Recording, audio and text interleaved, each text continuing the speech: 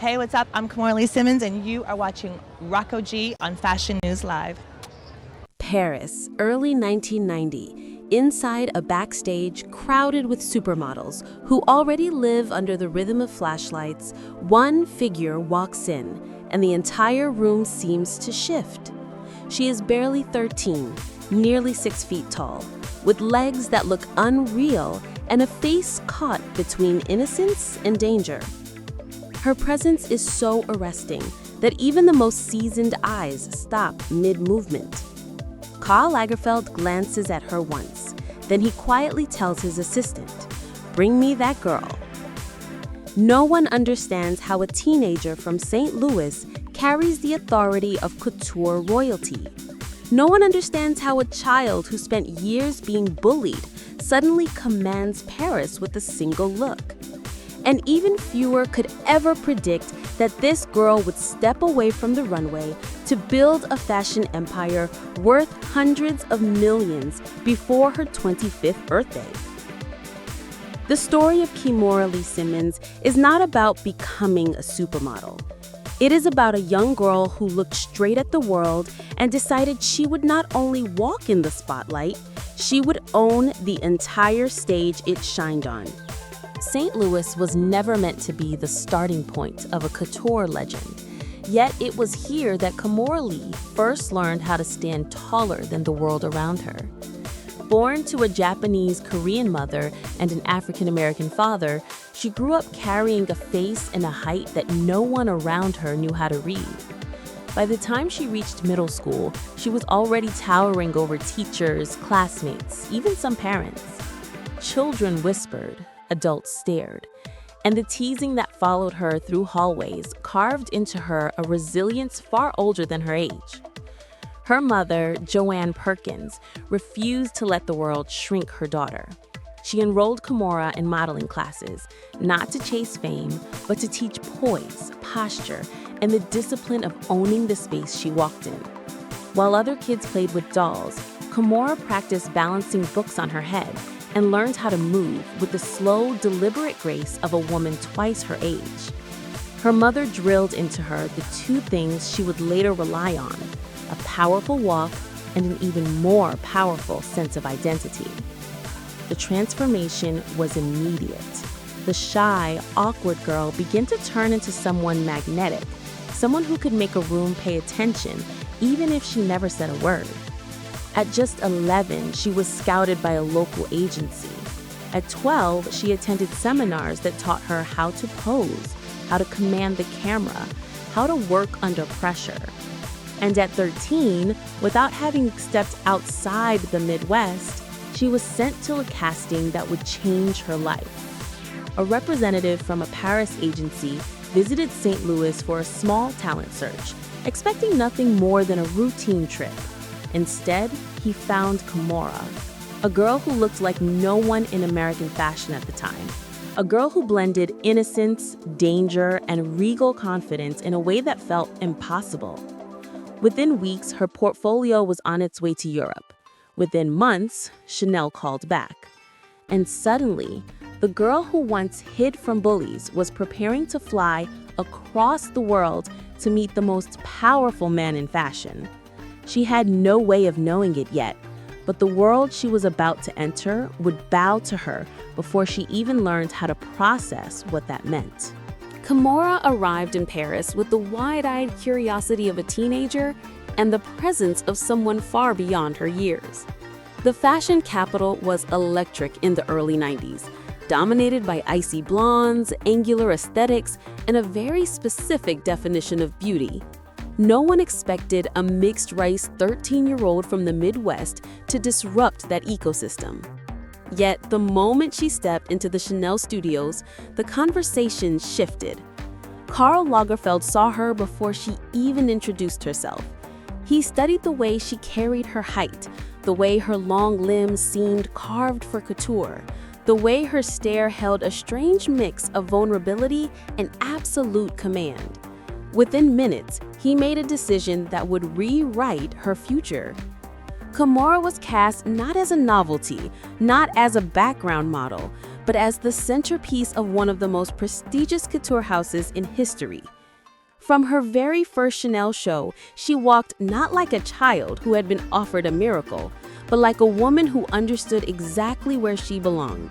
Her stride was unhurried, almost predatory, a slow defiance against the rigid standards of the time. Editors whispered about the girl who looked like an empress. Photographers followed her backstage. Reporters tried to reconcile her regal aura with the fact that her mother still had to sign school permission slips. The industry quickly realized that Kimora was not just different. She was a visual shockwave. Her Asian African features challenged decades of Eurocentric casting. Her height made clothes come alive in ways designers were desperate to capture. And her confidence, sharpened by years of being underestimated, translated into a runway presence that no one could ignore. She became one of Karl's youngest muses, appearing in Chanel couture season after season, fronting campaigns and standing beside supermodels twice her age without ever being overshadowed. Paris embraced her. New York started calling. Critics compared her to the new generation of dominant runway walkers.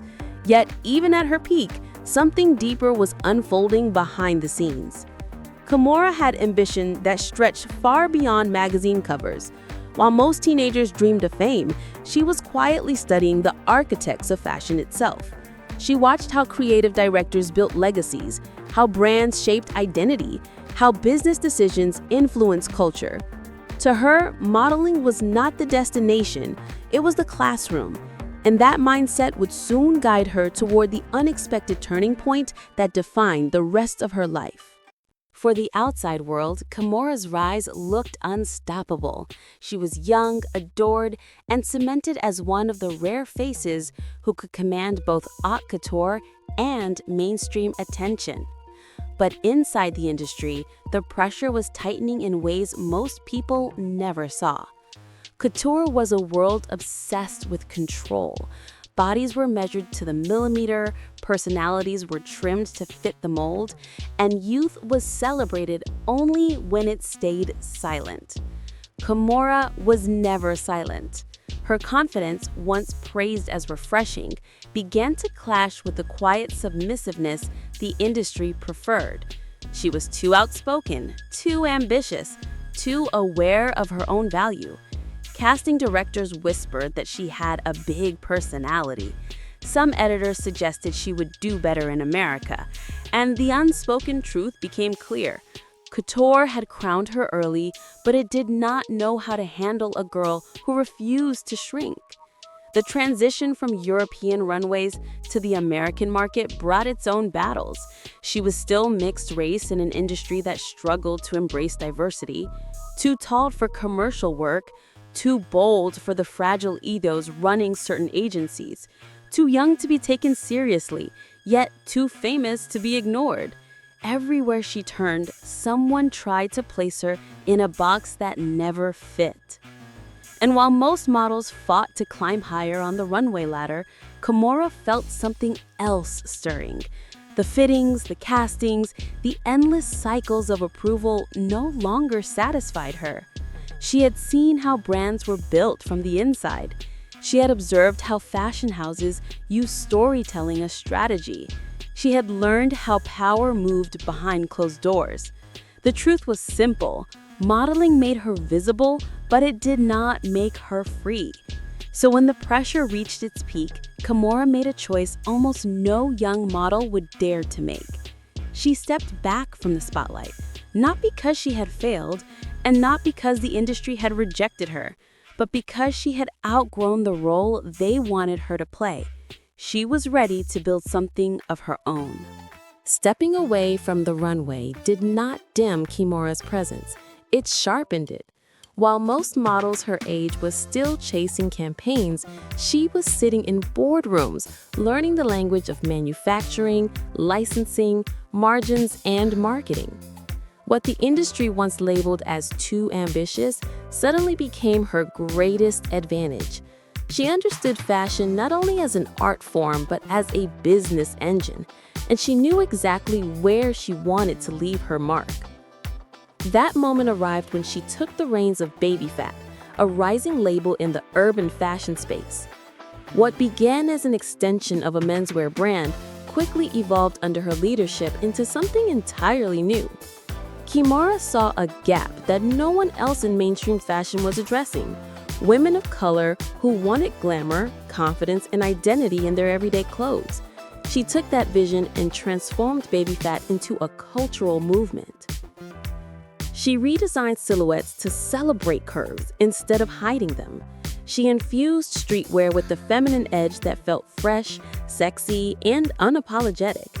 And she put herself at the center of the brand as its face, voice, and creative force. Billboards featured her, marketing campaigns mirrored her lifestyle. Runway shows felt like celebrations rather than exclusivity tests. Suddenly, millions of young women saw themselves in a fashion world that had long ignored them. Within a few short years, Baby Phat exploded into a global empire. Magazine covers hailed Kimora as one of the youngest female executives in fashion. Retail partners lined up for collaborations, and the brand's signature cat logo became an unmistakable symbol of early 2000s pop culture. Kimora was no longer just a former model. She was a mogul, a visionary, a woman rewriting the rules of who gets to run a fashion house. But perhaps the most powerful part of her transformation was the message behind it. She did not wait for the industry to validate her. She created her own platform, her own space, her own legacy. And for every girl who had ever been told she was too much or not enough, Kimora became proof that ambition was not a flaw. It was a foundation. Her redemption was never about recovery. It was about reinvention. And she achieved it with the force the industry could no longer deny. Kimora Lee Simmons did far more than walk runways. She reshaped the idea of who gets to lead, who gets to be seen, and who gets to define beauty in an industry built on limits. Long before diversity became a marketing slogan, she stood on the biggest court tour stage as a teenage girl of mixed heritage and proved that presence could be revolutionary. Her empire building only strengthened that legacy. Baby Phat became a cultural timestamp, a brand that gave young women of color something fashion rarely offered them in the early 2000s: visibility, confidence, and ownership of their identity.